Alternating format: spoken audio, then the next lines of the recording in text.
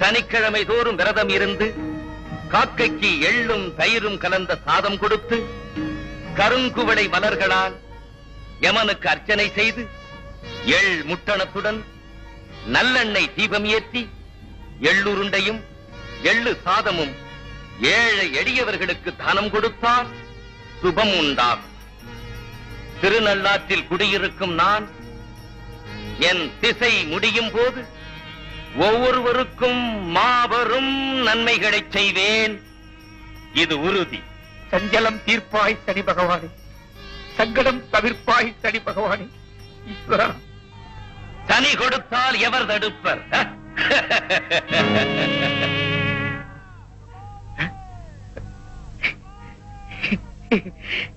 ஈஸ்வரா,